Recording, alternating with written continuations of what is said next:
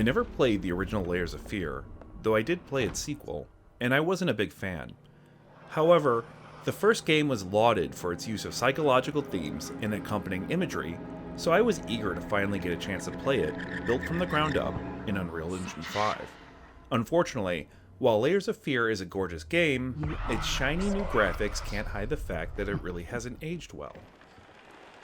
Layers of Fear is a first-person horror game that follows the story of three people referred to as the painter, the actor, and the writer. This latest installment in the series can be a bit confusing, so here's an explanation. This latest Layers of Fear release is actually Layers of Fear 2016, and its sequel, Layers of Fear 2, rebuilt in Unreal Engine 5, with both of their stories tied together by an overarching narrative and the introduction of a new character. It's an interesting way to tie the two games together. However, the gameplay that was so effective when Layers of Fear 2016 released has been well tread now by developer Bloober Team and others. Most of the gameplay in Layers of Fear involves walking while looking at items and suffering the occasional jump scare. There are some puzzles to solve, but these are sparse. When people derisively describe walking simulators, I don't know how the Layers of Fear series isn't mentioned more often. It doesn't feel like a game so much as a haunted house. While it's effectively spooky, it never comes close to invoking true terror. Instead, it's just trippy imagery and walking. Rinse and repeat for hours.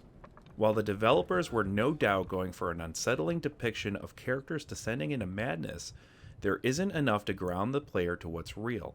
And because of that, there aren't any narrative stakes. Even failure, when it's possible to fail, is just a temporary setback.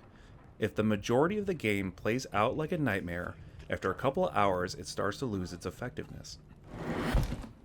Despite the dominantly boring gameplay, there are actually some moments that got my heart racing. This is when Layers of Fear truly shines. However, these truly scary moments are too far between, with long stretches of often nauseating psychological torture that ended up being torture on me. Even the story in Layers of Fear is lost in all the howling and madness. Any pretense of subtlety flies out the window within the first few minutes of gameplay, and you're forced to suffer through ham-fisted portrayals of tragedy and angst. For instance, in the artist segment of the game, there is a moment where the character is remembering feeling alienated because of their status as an artist, so the next room has a fish flopping on a saucer with the words "out of water" written on the wall. Layers of Fear isn't particularly effective in its gameplay or storytelling, but it sure is pretty to look at. Bloober Team has used every bell and whistle available to them in Unreal 5 to make these games look better than they ever have before. With ray tracing and HDR support, Layers of Fear is one of the best looking games I've played this year. However, that's really just putting lipstick on a pig. I know there are a lot of people that absolutely love Layers of Fear 2016, and I wish I was one of them.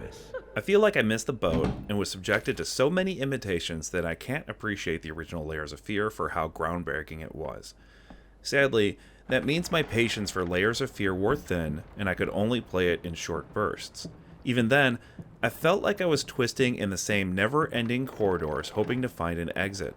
Luckily, it really only takes pressing the escape key and quitting to desktop to get out of that nightmare. Thanks for watching. We are Culture Combine.